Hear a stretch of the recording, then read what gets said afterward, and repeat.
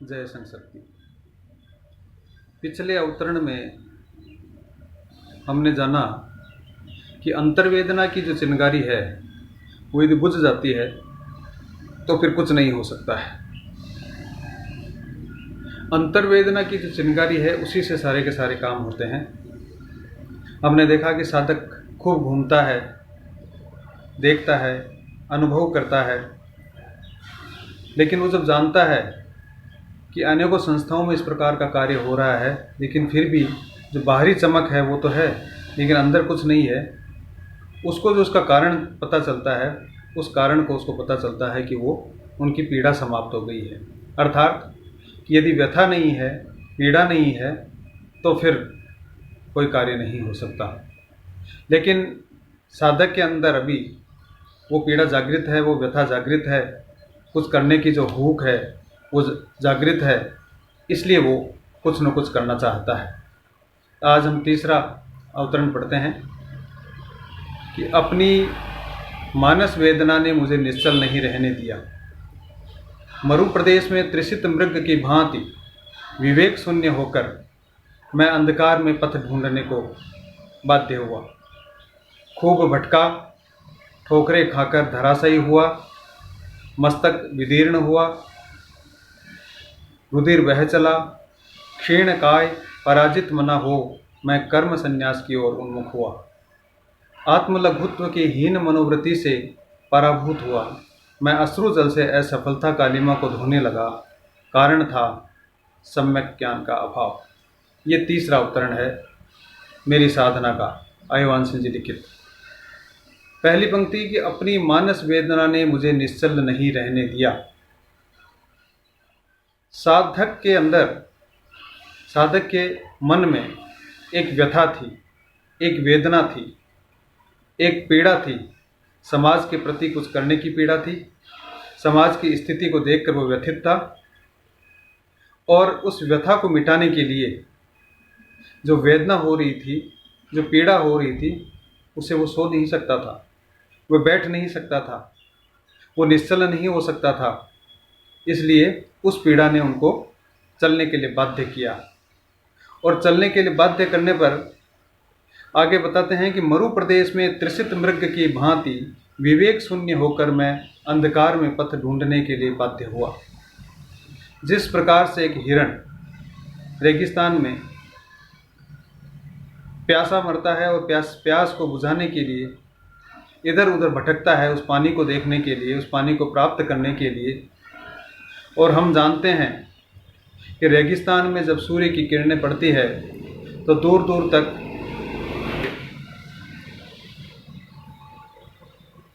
उस रेगिस्तान की जो रेत है, उस रेत में पानी दिखाई देता है, और हिरण यहाँ से वहाँ उस पानी के पीने के लिए या पानी को प्राप्त करने के लिए यहाँ से वहाँ वो भटकता है।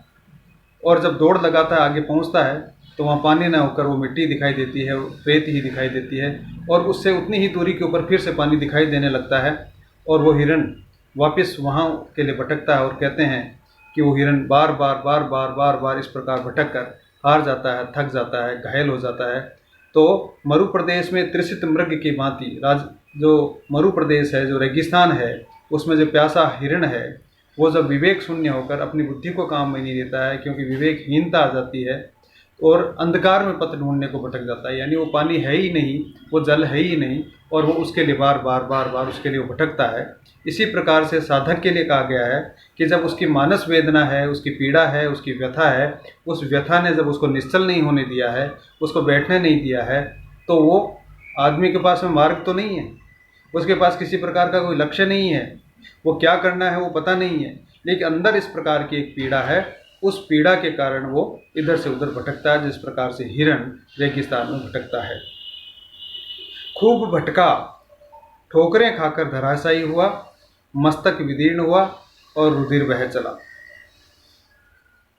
खूब भटका, वो एक आधी जगह नहीं गया, जहां उसको कुछ दिखाई दिया वहीं गया। कि इस संस्था में कुछ काम हो रहा है, यहाँ कुछ हो सकता है, वहाँ गया। सामाजिक क्षेत्र में किसी प्रकार का कोई काम हो रहा है, वहाँ गया। राजनीतिक क्षेत्र में अगर उसको कुछ संभावनाएं लगी, वहाँ गया। धार्मिक क्षेत्र में किसी प्रकार की संभावनाएं लगी वहाँ गया, शिक्षा के क्षेत्र में कहीं कोई संभावनाएं उसको पैदा होती लगी तो वहाँ भी गया, और जहाँ उसको इस प्रकार से लगा वहाँ वो गया, खूब भटका, खूब गया, ठोकरें खाकर धराशायी हुआ। ठोकरें खाकर धराशायी का होने का मतलब है कि जब बिना देखे व्यक्ति चलता है, रास्ते में किसी प्रकार की रुकावट आ जाती है तो अपने आप ही ठोकर लगती है। इसी प्रकार से बिना उसकी बुद्धि को काम में लिए, बिना विवेक को काम में लिए जब साधक इधर से उधर जाता है, बिना किसी लक्ष्य के, बिना किसी मार्ग के, तो वो ठोकर खा सकता है। और धराशायी हुआ कि उसको कुछ नहीं मिला, गिर गया और मस्तक विदीर्ण हुआ, रुधिर बह चला, यानी उसका जो शरीर का जो पसीना था वो पसीना बहुत सा पसीना भी बहाया, लेकिन उसको मिला कुछ नहीं। क्षीण काय पराजित मना हो, मैं कर्म संन्यास की ओर उन्मुख हुआ। क्षीण काय, क्षीण काय का मतलब होता है कमज़ोर शरीर। व्यक्ति खूब काम करता है, व्यक्ति इधर से उधर भागता है तो उसका शरीर है वो थक जाता है। और ऐसा करना कि इधर से उधर चलना, जैसे भी उसने साधक ने जो कुछ भी किया उसका जो परिणाम निकला वो परिणाम था कि उसका शरीर थक गया। शरीर ही नहीं थक गया, उसका मन है वो भी थक गया। मानसिक रूप से वो निराश हो जाता है, और मानसिक रूप से जब निराश हो जाता है तब व्यक्ति, यदि शरीर में भी अगर शक्ति हो तो व्यक्ति काम नहीं कर सकता। इस प्रकार जो शारीरिक रूप से थकान आ गई, मन से वो हार गया, तो अपनी पराजय है वो उसको स्वीकार कर लेता है, और पराजय स्वीकार करके वो आत्मलघुता की ग्रंथि से ग्रसित हो जाता है। क्षीण काय पराजित मना हो, मैं कर्म संन्यास की ओर उन्मुख हुआ।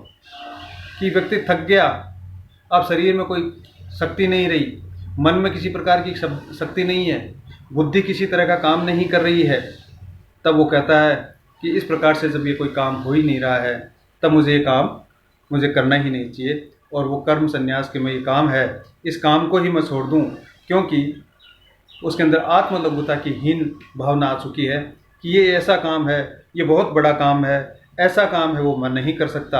और जब मैं नहीं कर सकता तब वो निराश हो जाता है, तब वो काम को छोड़ देता है, और काम को छोड़कर, और कर्म संन्यास इसमें नाम दिया है कि कर्म संन्यास की ओर उन्मुख हुआ कि मुझे ये कर्म करना ही नहीं चाहिए, ये मेरे वश की बात नहीं है, मैं कभी कर नहीं सकता हूँ, इसलिए उसने उस कर्म संन्यास की ओर उन्मुख हुआ है कि मैं इस काम को छोड़ दूँ।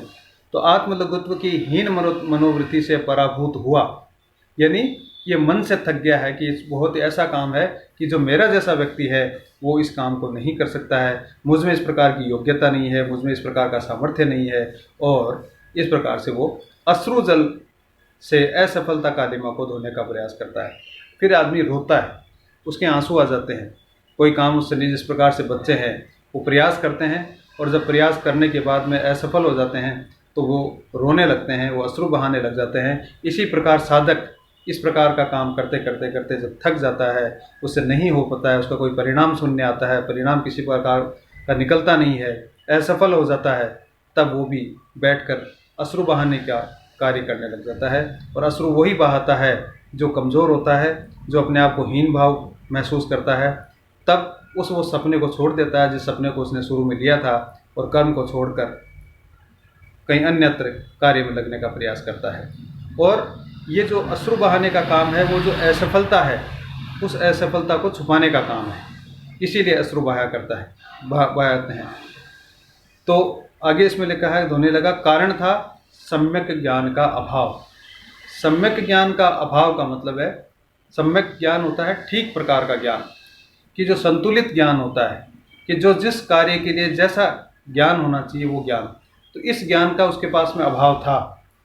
उस कि मैं क्या करना चाहिए, किस मार्ग पे चलना चाहिए, किस उद्देश्य को लेकर चलना चाहिए, किस प्रकार से कार्य करना चाहिए, ये सारा का सारा जो ज्ञान है वो उसके पास में नहीं था। इसलिए उस सम्यक ज्ञान के अभाव में तो उस काम को छोड़ने का प्रयास करता है।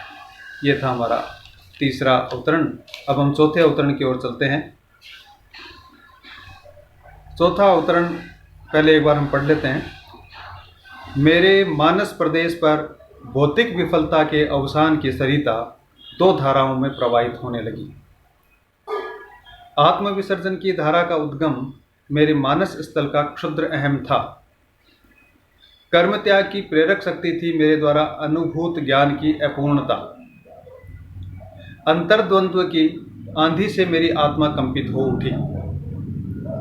भीतर का सत्व विजयी हुआ, बोला, दोनों ही मार्ग असत्य हैं। साधक और प्रयत्न कर, वह स्थल दूर नहीं जहाँ सत्य और प्रकाश अखंड रूप से निवास करते हैं। यानी पिछले अवतरण में जब हमने देखा कि साधक खूब भटकता है, वो थक जाता है, वो हार जाता है और असफलता का अनुभव करता है, तो जब ये अनुभव उससे होता है तो उसके मन में दो प्रकार के विचार प्रवाहित होते हैं। दो प्रकार के विचारों में से एक विचार है आत्मविसर्जन की धारा का उद्गम मेरे मानस तल का क्षुद्र अहम था। यानी पहला आत्मविसर्जन। आत्मविसर्जन का मतलब होता है आत्महत्या या आत्मबलि। और दूसरा जो उसका विचार था वो था कर्म त्याग का। यानी साधारण मनुष्य जब अपने उद्देश्य में असफल हो जाता है तो वह थक जाता है, तो वो यही सोचता है कि अब इस जीवन का क्या अर्थ है, मैं कुछ कर नहीं सका, इससे तो जीवन का न होना ही अच्छा है। अब मैं क्या कर सकता हूं, लोग क्या कहेंगे, इसलिए मुझे समाप्त हो जाना चाहिए। और आत्मविसर्जन की धारा का उद्गम मेरे मानस स्थल का क्षुद्र अहम था। और इसका कारण भी उसको साधक को पता है। उसका साधक को जो कारण है वो पता चला कि इसका मानस स्थल का क्षुद्र अहम, कि ये तो मेरे जो मानस स्थल में है, मेरे जो मन में है, जो मेरे मन का अहंकार है, वो अहंकार ही बोल रहा है कि क्योंकि ये काम मुझे करना चाहिए था, ये काम मैं कर रहा हूँ, और जब मैं ये काम नहीं कर सका तो आदमी को आत्मग्लानि होती है, इसलिए वो आत्महत्या की ओर अग्रसर होता है। दूसरा आता है कर्म त्याग की प्रेरक शक्ति थी मेरे द्वारा अनुभूत ज्ञान की अपूर्णता। व्यक्ति जब कुछ नहीं कर पाता है तो उसके अहंकार को चोट लगती है। इसी प्रकार से उसका दूसरा विचार है वो है कि मैंने समाज के लिए आज तक इतना किया। कोई व्यक्ति रिटायरमेंट के बाद में काम में लगता है और अपनी पैसा भी लगा देता है, अपना समय भी लगा देता है, अपनी ऊर्जा भी लगा देता है, और जब परिणाम शून्य आता है, परिणाम कुछ नहीं निकलता है, तब उसके मन में इस प्रकार का विचार आता है। या कोई युवा है, इस प्रकार से काम करता है, अपने घर परिवार को छोड़ देता है, अपने रिश्तेदारों नातों को छोड़ देता है, वो काम में लग जाता है समाज के, और जब उसको लगता है कि इसके बाद में भी कुछ नहीं हो रहा है, तब उसके मन में विचार आता है कि मैंने समाज के लिए इतना किया, समय दिया, धन दिया, पसीना बहाया, लेकिन समाज में किसी प्रकार का कोई परिवर्तन नहीं आ रहा है। तो फिर वो निराश हो जाता है, और निराश होकर वो सोचता है कि फिर मैंने इतना श्रम लगाया है, मैंने इतनी शक्ति लगाई है, इस शक्ति का अर्थ क्या निकला, इस शक्ति और पसीने को इतना व्यर्थ बहाने का मतलब क्या निकला, इससे फ़ायदा क्या निकला। इससे तो अच्छा होता कि मैं ये काम ही छोड़ दूँ, कि इस प्रकार का जो काम है, जो समाज सेवा का काम है, जो समाज को कुछ करने गुजरने का काम है, इस सारे का सारा जो कार्य है मैं इसको छोड़ दूँ। लेकिन इस प्रकार का जो भाव आया, इस प्रकार का जो विचार आया कि मैं इस कर्म का ही त्याग कर दूँ, मैं इस कर्म को ही छोड़ दूँ, इसके पीछे का जो प्रेरक भाव इसमें बताया गया है कि कर्म त्याग की प्रेरक शक्ति थी मेरा द्वारा अनुभूत ज्ञान की अपूर्णता। ये पहले भी इस प्रकार की बात आई है कि सम्यक ज्ञान का अभाव था, और यहाँ भी इस प्रकार की आई कि अनुभूत ज्ञान की, कि इस काम को करने की जो अनुभव था वो था ही नहीं।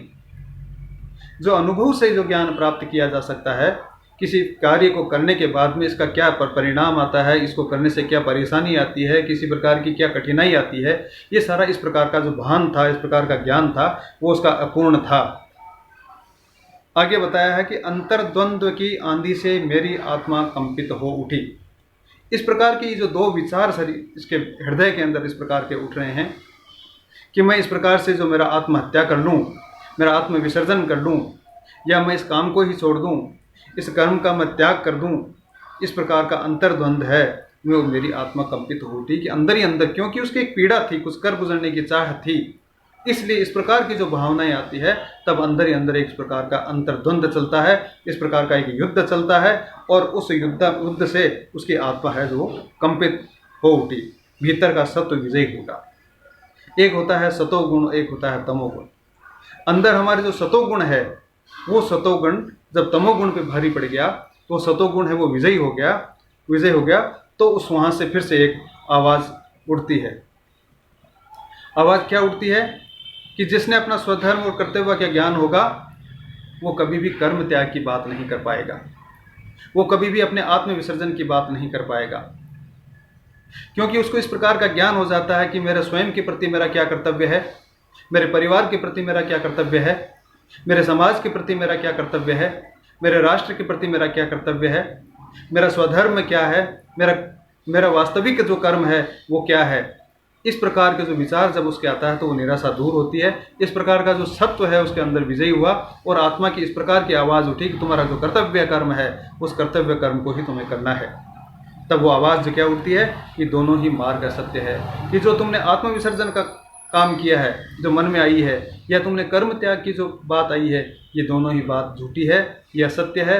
ऐसा नहीं हो सकता, क्योंकि तुम कर्म करने के लिए निकले हो, तुम समाज में कुछ करने के लिए निकले हो, तुम्हारा कर्तव्य है वो तुम्हें बैठने नहीं देगा, तुम्हें उस कर्म त्याग नहीं करने देगा। तो इस प्रकार का जो झंझावत उसके चलता है उस झंझावत में वो सत्व जीत जाता है और अपने आप ही उसके चलता है कि जो दोनों विचार थे वो गलत हैं और उसमें से जो आत्मा कंपित होकर आत्मा से जो आवाज़ उठती है तो वो यही है कि जहाँ सत्य और प्रकाश अखंड रूप से निवास करते हैं वह स्थल अभी दूर नहीं है। कि जो ईश्वर का मार्ग है, तो ये सारा ईश्वरीय कार्य है, चाहे वो समाज का कार्य है, चाहे वो कर्तव्य का मार्ग है, चाहे वो स्वधर्म का मार्ग है, चाहे वो राष्ट्र धर्म के लिए हम कोई काम करते हो, ये सारा ईश्वरीय मार्ग है और ईश्वरीय मार्ग सत्य और प्रकाश का अखंड रूप है।